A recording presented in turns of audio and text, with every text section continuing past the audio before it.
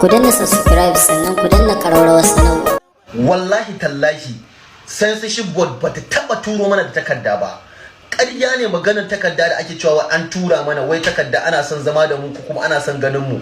Ƙarya ne wallahi summa billahi bata taba turo mana da wannan takardan ba. Kawai kwarab ɗaya muka ga an ce wai ana diman ruwa a jallo. Wallahi bata taba turo mana da takarda invitation ba.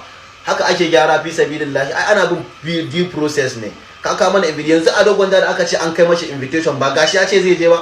Ai ba abun gudu bane, ba sa tayarwa wani abu ba. A taba turo mana ba wallahi. In an turo mana za mu je.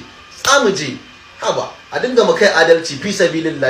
Wannan korafi kenan daga bakin Mr. Popoto mai gidan Safara'u kwana 90.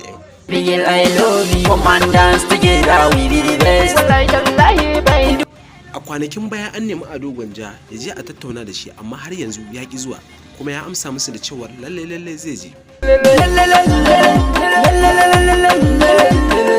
Amma rahotanni sun nuna Ado Gwanja shi fa ya ce lalle ba zai je wajen nan ba sakamakon neman halak ɗinsa yake yi.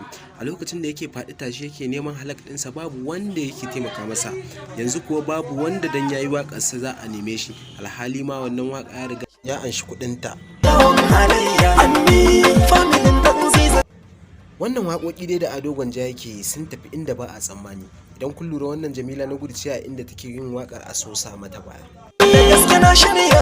Menene ra'ayinku akan wannan bidiyo? Ku danna mana subscribe sannan ku danna mana alamar ƙararrawa domin sanar da ku sababbin shirye-shiryenmu da zarar mun dora.